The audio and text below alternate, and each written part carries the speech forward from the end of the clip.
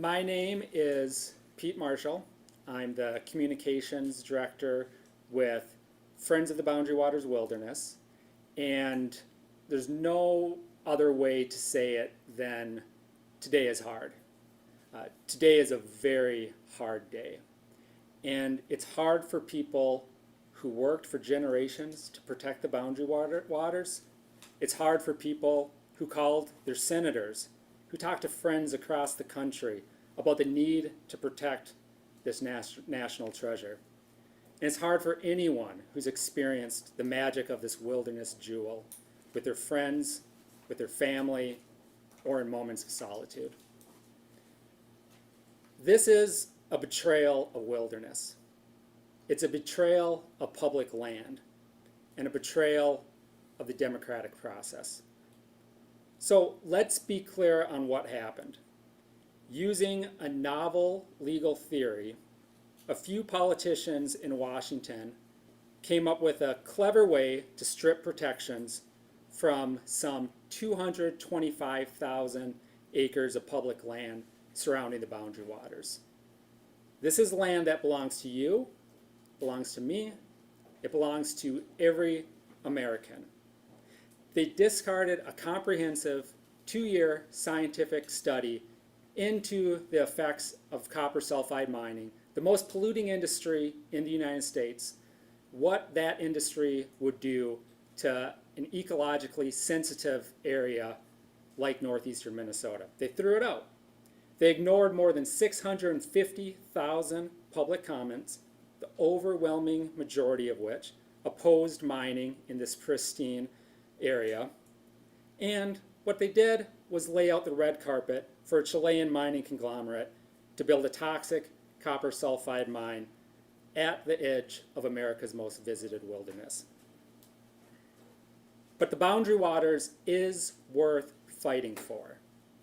Everyone who has been here knows this. They feel it.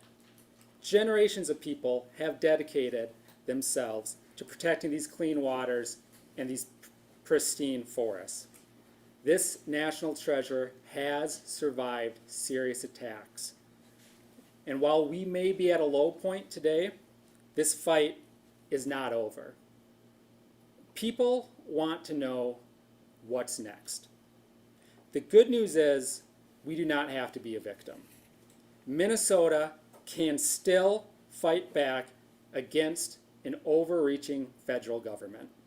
Right now, Governor Walz and the Minnesota Department of Natural Resources can cancel one of Twin Metals' state mineral leases. This would be a crucial step towards stopping Twin Metals. Additional leases will come up for renewal in future years, and what the DNR does today, in 2026, builds the foundation to stop this dangerous mine at the state level. So I want to end on a cautiously optimistic note. Minnesota does have the clear legal authority to stop this mine. The question is, does the Walz administration have the courage to use this authority? And with that, I thank you again for being here, and I would like to introduce Mary Blitzer, who is the Deputy Director with the Sierra Club North Chapter.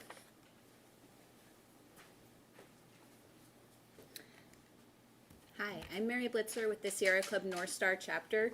We represent 50,000 Minnesotans across the state. Water is life. As Minnesotans, we know this in our souls.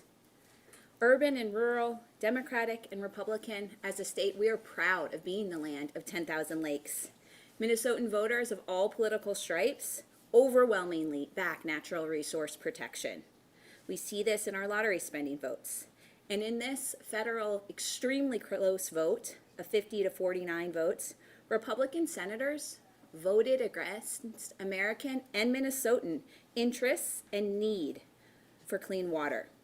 These Republicans used a baseless interpretation of the Congressional Review Act to overturn our 20-year mining moratorium.